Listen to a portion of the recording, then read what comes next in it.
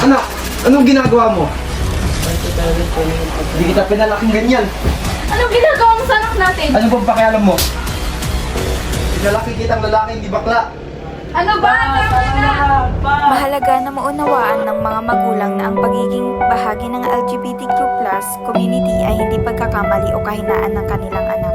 Ito ay isang bahagi ng kanilang pagkakakilanlan na dapat pahalagahan at tinatanggap ng buong puso.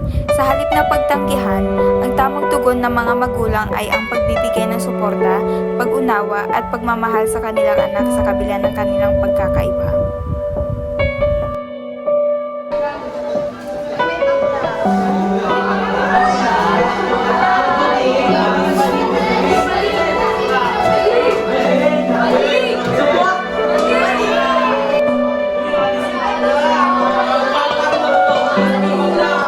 Ang bullying ay isa sa mga pinakamalalang isyu na kinakaharap ng ating lipunan ngayon.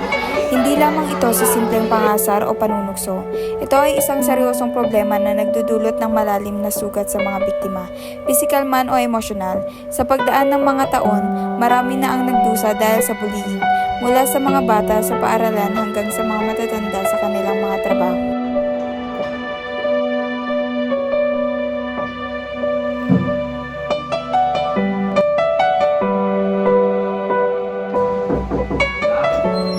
Anak, anong ginagawa mo?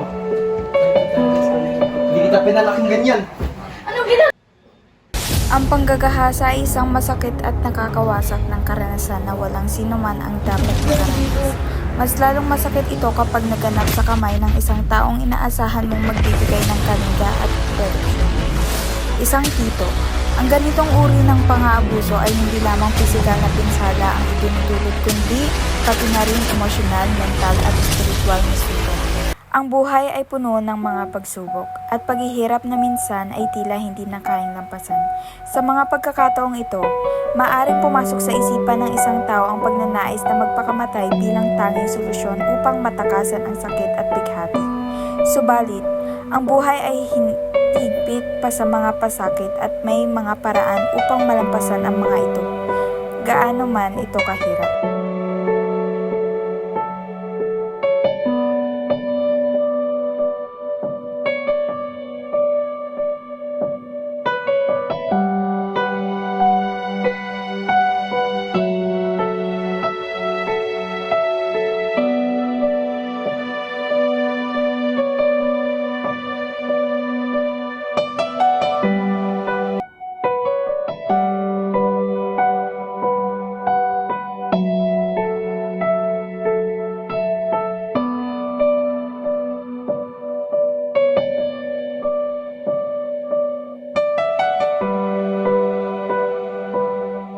Sa buhay, hindi maiiwasan ang pagdating ng mga problema. Ang mga pagsubok at hamon ay bahagi ng ating paglalakbay bilang tao. May mga pagkakataon na tila nagsasabay-sabay ang mga ito at ang bigat ng mga problema ay nagiging halos hindi na makayanan. Ngunit, sa kabila ng lahat ng ito, mahalaga na hindi tayo mawalan ng pag-asa at pagpatuloy magsumikap upang malampasan ang mga hamon na ito. Dito na nagtatapos ang aming munting pabula. Sana naman ay may natutunan kayong aral mula sa amin. Muli, ako si Santiago Paula Tris bilang tagapagsalita at bilang kaibigan na rin ni Mark. Francia Mark Angelo bilang tinutokso at binubugbog ng kanyang mga magulang. Sa akin Justin Ray bilang ama. Dimailig Precious bilang ina. De la Cruz LJ bilang tito. Palomares Magtanggol at Enggalan Irish bilang bully. Pinalaki kitang